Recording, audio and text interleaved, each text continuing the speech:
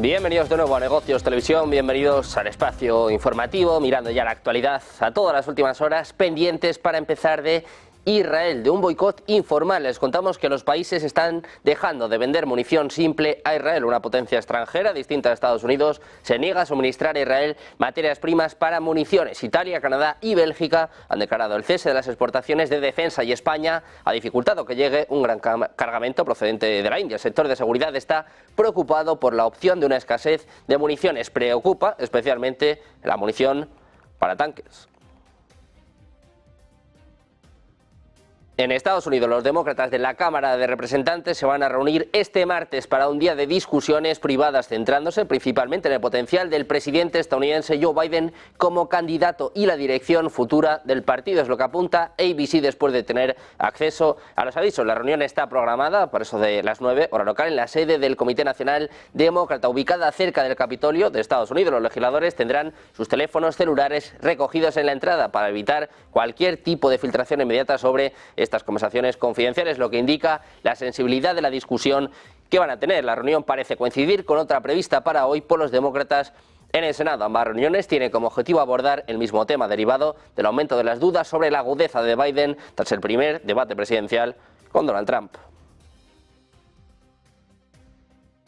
Precisamente Estados Unidos admite que no hay consenso entre los países de la OTAN sobre la invitación a Ucrania a unirse a la alianza. Es lo que declara este lunes el director de Asuntos Europeos del Consejo de Seguridad Nacional de Estados Unidos, Michael Carpenter. Dice que de momento no hay consenso entre los 32 países miembros para invitar a Ucrania, pero cuando llegue ese momento queremos que sean como Suecia, Finlandia y otros aliados que llevan años haciendo las reformas necesarias para poder unirse lo antes posible. Es lo que afirmaba Carpenter durante un evento de Atlantic Council. En la imagen ilustrativa es que apuntan a que la OTAN es una amenaza. Dicen que esta semana se va a celebrar en Washington esta cumbre de la OTAN para conmemorar el 75 aniversario de la alianza. En vísperas del evento, Stoltenberg declaró que nadie había prometido a Ucrania que se incorporaría a la alianza en un plazo de 10 años.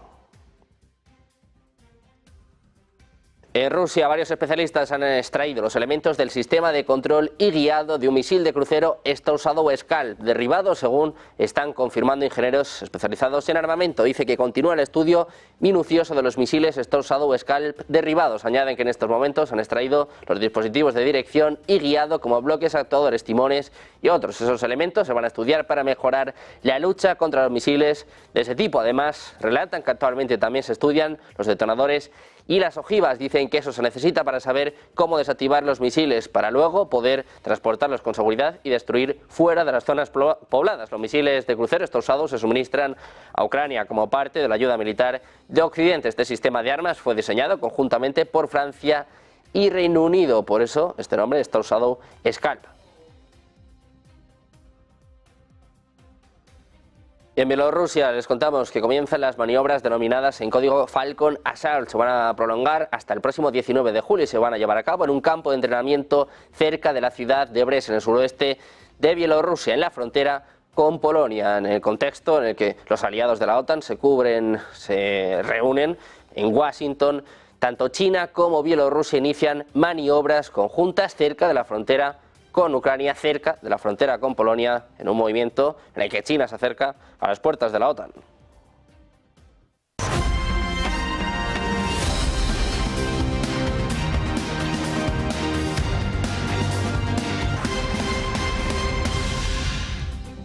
Bienvenidos de nuevo a Negocios Televisión, bienvenidos al espacio informativo, mirando a las noticias de última hora pendientes. Para empezar de Israel, les contamos que aceptó retirar sus fuerzas del corredor de Filadelfia en la frontera entre Egipto y Gaza en caso de que se alcance un acuerdo de alto el fuego y toma de rehenes. Es lo que informa este martes el medio de noticias libanés Al Akbar. Según el informe, si Israel decide retirar sus tropas, se reserva el derecho de actuar en caso de que detecte actividades que indiquen un contrabando de armas desde Egipto hacia Gaza. Además, indican que la retirada de las tropas se realizará según un calendario acordado. Anteriormente se informó que Egipto y Estados Unidos planean construir una barrera subterránea en la frontera de Gaza para evitar el contrabando de armas tan pronto como se alcance un acuerdo de alto el fuego. En Israel, además, se espera un boicot informal. Los países están dejando de vender munición simple a Israel. Una potencia extranjera distinta de Estados Unidos se niega a suministrar a Israel materias primas para municiones. Italia, Canadá y Bélgica han declarado el cese de las exportaciones de defensa y España ha dificultado que llegue un gran cargamento procedente de la India. El sector de seguridad está preocupado por la opción de una escasez de municiones. Sobre todo, preocupa la munición para los tanques israelíes.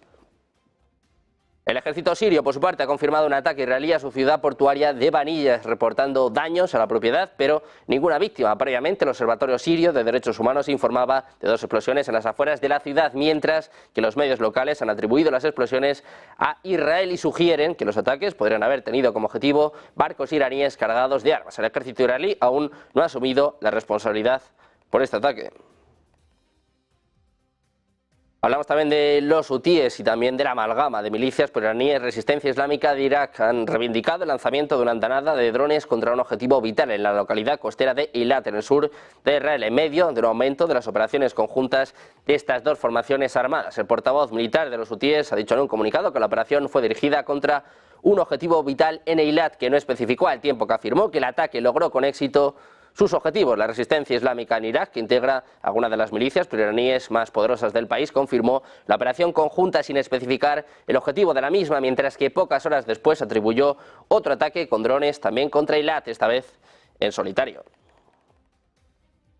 Por su parte, la fragata Shahan de la Armada iraní se ha hundido completamente este martes en aguas poco profundas en el puerto de Bandar Abbas, en el sur del país, según informaba la agencia de noticias Noor News, después de que fuera reposicionada brevemente tras su vuelco inicial el domingo. En un comunicado apuntan a que el buque de guerra Shahan, que fue reequilibrado en el agua con gran dificultad este lunes, se ha hundido ahora después de que la cuerda que sujetaba el barco se rompiera. Es lo que apunta Noor News, una agencia de noticias afiliada al Consejo Supremo de Seguridad Nacional.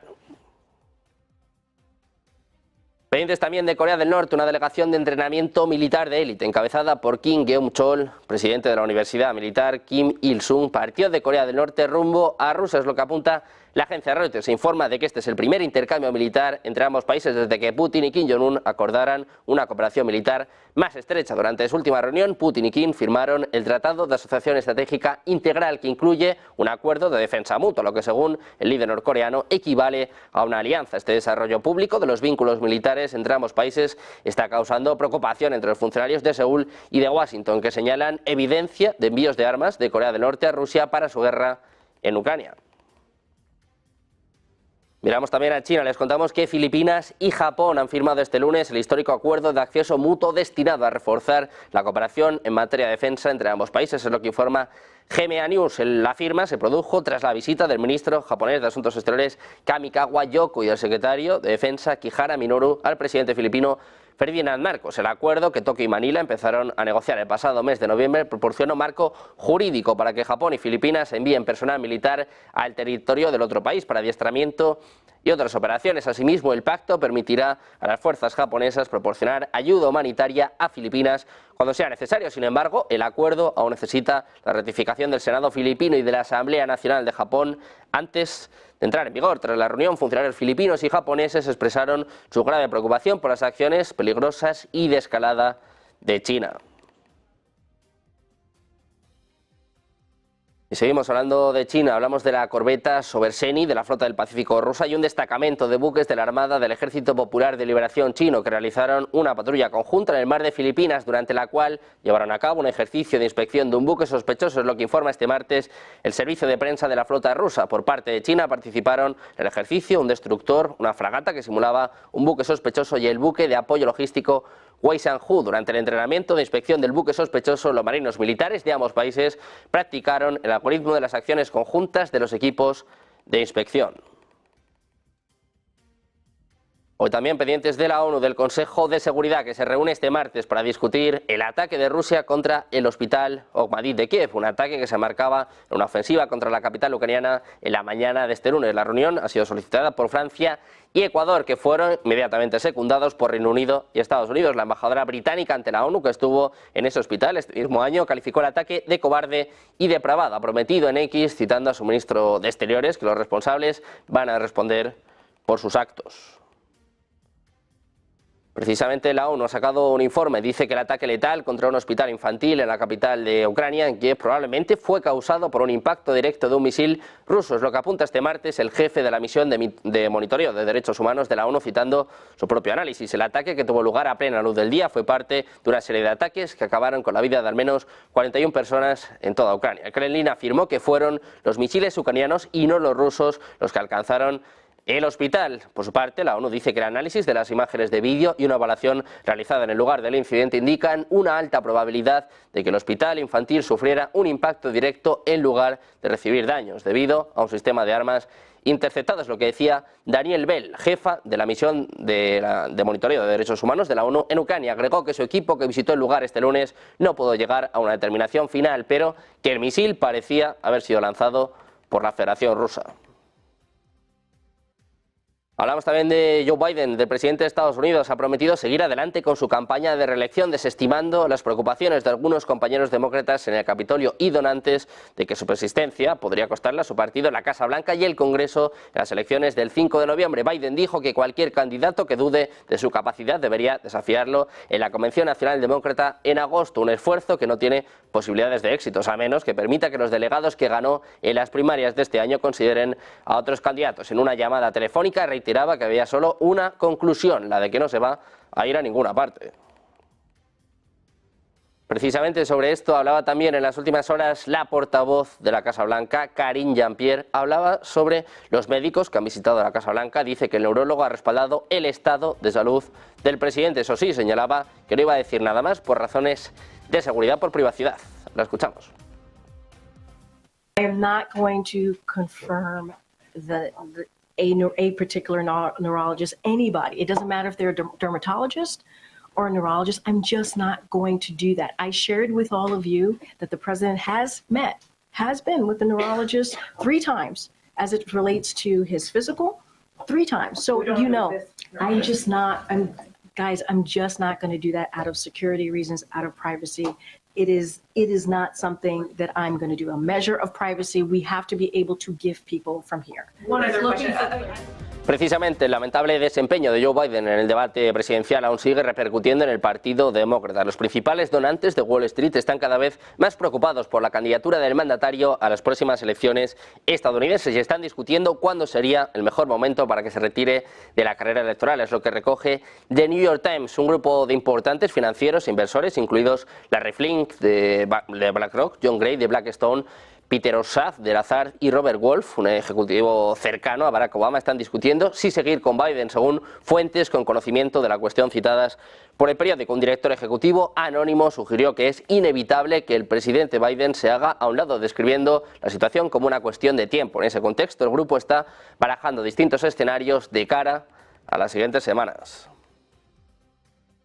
Precisamente los demócratas de la Cámara de Representantes se van a reunir este martes para un día de discusiones privadas, centrándose principalmente en el potencial del presidente estadounidense Joe Biden como candidato y la dirección futura del partido. Es lo que decía ABC después de tener acceso a los avisos. La reunión está programada para las 9 hora local en la sede del Comité Nacional Demócrata, ubicada cerca del Capitolio de Estados Unidos. Los legisladores tendrán además sus teléfonos celulares recogidos en la entrada para evitar cualquier filtración inmediata sobre las conversaciones confidenciales, lo que indica la sensibilidad de la discusión que van a tener. La reunión parece coincidir con otra prevista para hoy para los demócratas en el Senado. Ambas reuniones tienen como objetivo abordar el mismo tema derivado del aumento de las dudas sobre la agudeza de Biden tras el primer debate presidencial con Donald Trump.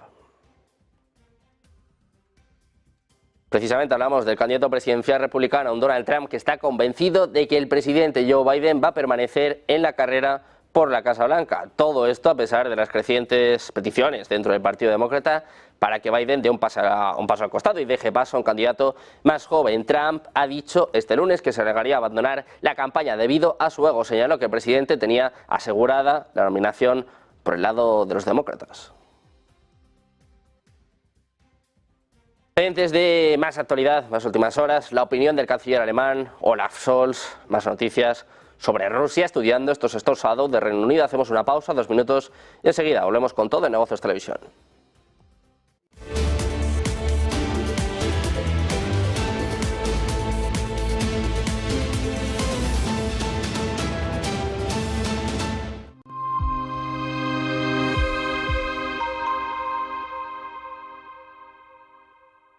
Ven al Torreón, estamos en El Pardo, un espacio único en plena naturaleza.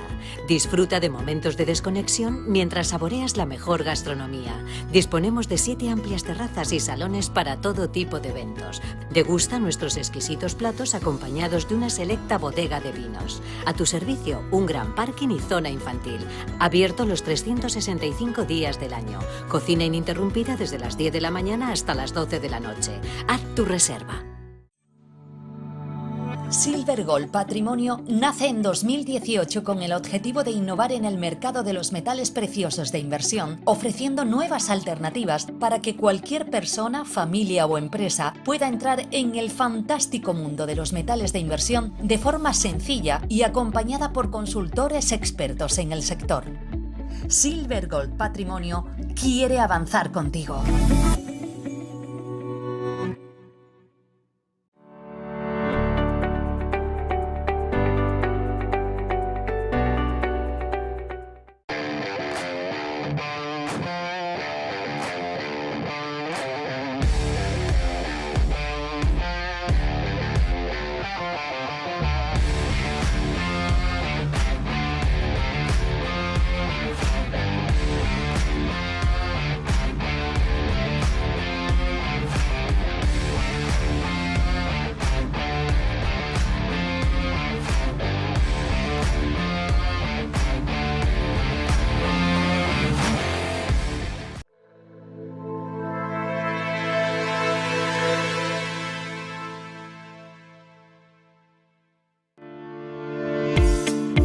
Dicen que el tiempo lo cura todo, pero los inversores en bonos que se han visto perjudicados por la compra de Credit Suisse pueden necesitar más que unos meses antes de estar dispuestos a lanzarse a por los bonos de capital adicional Tier 1, los AT1, que el VS espera todavía colocar en el mercado. Es fácil entender por qué los inversores en deuda subordinada pueden mostrar cautela, porque recibieron un duro golpe cuando el banco suizo aceptó hacerse cargo de su rival en quiebra en marzo.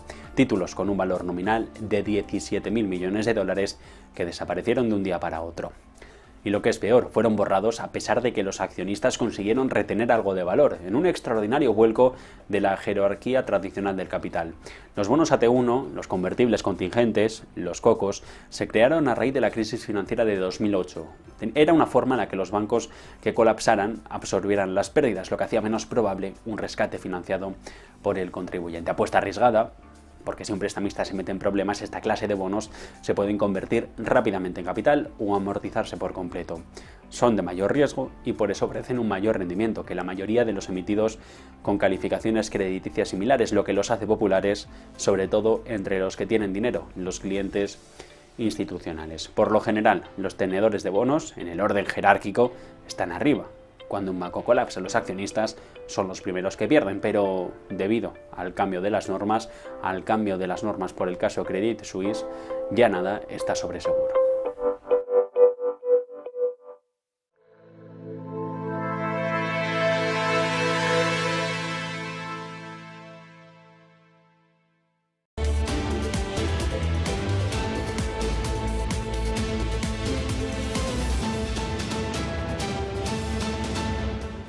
Ya de vuelta a Negocios Televisión, pendientes de la actualidad de las últimas horas, miramos al canciller alemán. Hablamos de Olaf Scholz. Ha dicho que no le preocupa la condición física del presidente estadounidense Joe Biden mientras se prepara para partir hacia la cumbre de la OTAN en Washington este martes. Dice que por las muchas conversaciones que ha tenido con el presidente estadounidense que ha preparado muy bien esta cumbre y que precisamente va a hacerlo junto a ellos. El canciller alemán echa balones fuera, dice que no está preocupado por la salud de Biden. Todo esto en un contexto en el que este martes arranca la cumbre de la OTAN, donde se espera que el conflicto en Ucrania sea el punto fundamental, una cita en la que Washington va a reunir a los 32 líderes de los países miembros en el marco del 75 aniversario de la creación de la alianza que se creó para hacer frente a Rusia en la Guerra Fría. Se busca lograr un consenso para aprobar un paquete de ayuda militar a largo plazo para Ucrania que pueda ofrecer predictibilidad al ejército de Kiev. En noruego, Stoltenberg defiende esa cifra de 40.000 millones de euros anuales.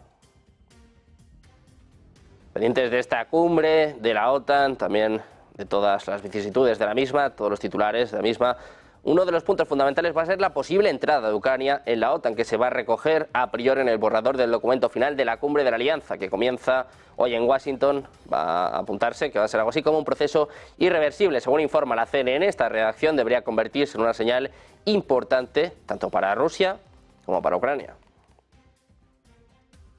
Todos mirando a esta cumbre de la OTAN, también el presidente turco, Tayyip Erdogan, ha opinado este martes que la OTAN no debería ser parte de la guerra provocada por Rusia. Dice Erdogan que mantiene su postura de principios para garantizar que la OTAN no se convierta en parte de la guerra en Ucrania. Dice que cada día que hablan las armas demuestra lo acertada que su postura. Es lo que afirma en Ankara antes de embarcarse en un avión que le llevaría a Washington, donde se celebra la cumbre de la Alianza. La mayoría de los miembros, menos Hungría y la propia Turquía, apoyan a Ucrania con armas y la Alianza coordina el envío de ayuda humanitaria y no letal, pero eso sí, insiste en que no está en guerra con Rusia. Pendientes de Turquía, hablamos también ahora de Estados Unidos. Les contamos que está admitiendo que no existe consenso entre los países de la OTAN sobre la invitación a Ucrania a unirse a la alianza. Es lo que declara este lunes el director de Asuntos Europeos del Consejo de Seguridad Nacional de Estados Unidos, Michael Carpenter. Dice que de momento no hay consenso entre los 32 países miembros para invitar a Ucrania, pero que cuando llegue ese momento quieren que sea como Suecia, Finlandia y algunos otros aliados que llevan años haciendo las reformas necesarias para poder unirse lo antes posible. Es lo que afirmó Carpenter durante un evento de Atlantic Council. Hablan también en este sentido, apuntando a que esta semana se va a celebrar en Washington la cumbre de la OTAN para conmemorar el 75 aniversario de la alianza. El propio Stoltenberg, en la víspera de este evento, había prometido a Ucrania que se incorporaría a la alianza en un plazo de 10 años. Por su parte, Rusia ha declarado hoy que va a seguir con máxima atención el desarrollo de la cumbre de la OTAN que comienza este martes en Washington. El portavoz del Kremlin, Dmitry Peskov, ha asegurado que van a observar la cumbre y añaden que saben que es una alianza que considera a Rusia un enemigo y un adversario. La OTAN, señaló, es una alianza que ha declarado abiertamente el objetivo de asestar a Rusia una derrota estratégica en el campo de batalla. Además, subrayó Peskov, se trata de un bloque que participa directamente en el conflicto ucraniano del lado de Ucrania. Por ello, agregó que Moscú seguirá de manera atenta la retórica que se emplea en las negociaciones, las decisiones que se adopten y se pongan en el papel como resultado de la cumbre de Washington.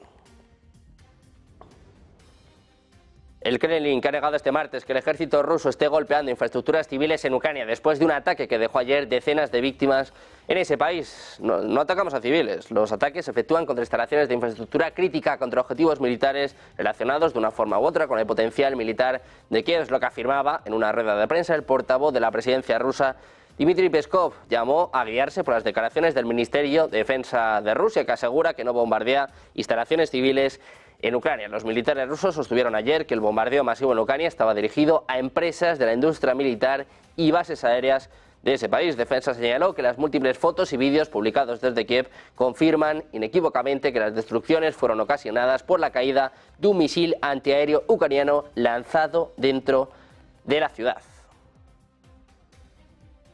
En este sentido se ha manifestado también María Zakharova. Dice que los intentos de Ucrania, los intentos de Zelensky de utilizar la tragedia del hospital infantil de Kiev con fines propagandísticos solo confirman su carácter inhumano. Es lo que afirmaba la portavoz del Ministerio de Asuntos Exteriores ruso, María Zakharova. Decía literalmente que están utilizando la tragedia del hospital infantil de Kiev con fines propagandísticos que confirman una vez más su inhumana esencia nazi. Dice que para poder mantenerse en el poder están dispuestos a cometer todos los crímenes y que es indiferente el destino y la vida de sus ciudadanos, incluidos los niños. Es lo que manifestaba Zakharova en un comunicado publicado por el Ministerio de Asuntos Exteriores de Rusia en su sitio web. Rusia, además, apuntaba que fue un misil occidental NASAMS el que impactó en el hospital infantil en Kiev. Mientras tanto, especialistas de Rusia extrajeron los elementos del sistema de control y guiado de un misil de crucero Storm Shadow Scalp derribado, es lo que comentaba un ingeniero especializado en armamento. Añade que continúa el estudio minucioso de los misiles Storm Shadow derribados y que en estos momentos han extraído los dispositivos de dirección y guiado como bloques, actuadores, timones y otros. Esos elementos se van a estudiar para mejorar la lucha contra los misiles de ese tipo. Además, relató que actualmente también se estudian los detonadores y las ojivas. Cree que se necesitan para saber cómo desactivar los misiles para luego poder transportarlos con seguridad y destruir fuera de las zonas pobladas. Los misiles de crucero usados se suministran a Ucrania como parte de la ayuda militar de Occidente. Este sistema de armas fue diseñado conjuntamente por Francia y por Reino Unido. Por su parte, Rusia ha denunciado este martes un ataque masivo ucraniano con drones contra 5 regiones del sur y el centro del país, es lo que informa la agencia EFE, según el Ministerio de Defensa de Rusia, que hasta el momento no ha informado de víctimas. Los sistemas de defensa antiaérea derribaron anoche un total de 38 drones ucranianos de ala fija. El parte castrense precisó que los drones enemigos fueron derribados en las regiones de Belgorod, Kursk, Voronezh, Rostov y Astrayán.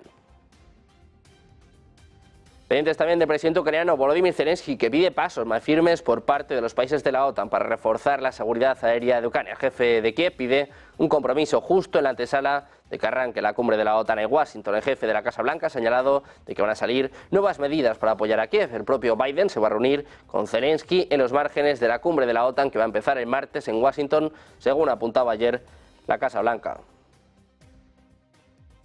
Precisamente el presidente ucraniano ha calificado este martes de enorme decepción y golpe devastador para los esfuerzos de paz la calidez mostrada por el primer ministro de la India, Narendra Modi, con el presidente ruso Vladimir Putin. Dice Zelensky que es una enorme decepción y un golpe devastador a los esfuerzos de paz ver al líder de la democracia más grande del mundo abrazar al criminal más sangriento del mundo en Moscú en un día así, es lo que escribía en sus redes sociales Zelensky, que condenaba una vez más el ataque a Kiev de las últimas horas. Pendientes de Ucrania, ponemos el foco también en Bielorrusia. Hablamos de las maniobras denominadas en código Falcon Assault, que se prolongarán hasta el 19 de julio y se van a llevar a cabo en un campo de entrenamiento cerca de la ciudad de Brest, en el suroeste de Bielorrusia, precisamente en la frontera con Polonia, en un contexto en el que los aliados de la OTAN se reúnen en Washington para esta cumbre sobre el apoyo militar y financiero adicional a Ucrania. China y Bielorrusia están llevando a cabo maniobras conjuntas cerca de la frontera con Polonia.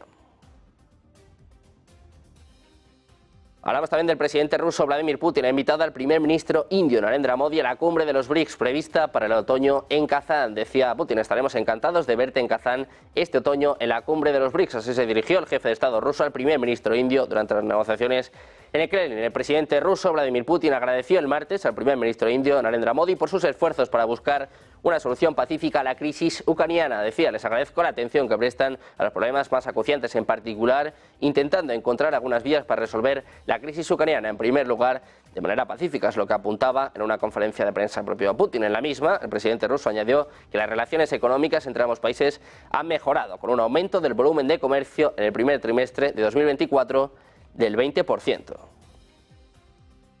El primer ministro indio Narendra Modi ha dicho este martes que su país está listo para desempeñar un papel importante en la paz en Ucrania. Durante una conferencia de prensa, el líder indio afirmó que la muerte de niños inocentes es muy dolorosa, en referencia al ataque del día anterior en Kiev. Por otra parte, Modi también declaró que ambas partes discutieron sobre Ucrania, subrayando que cualquier solución debe encontrarse pacíficamente a través del diálogo. En otros acontecimientos, minutos antes y en la misma rueda de prensa, el presidente ruso invitó a Modi a la cumbre BRICS en Kazán del 22 al 24 de octubre.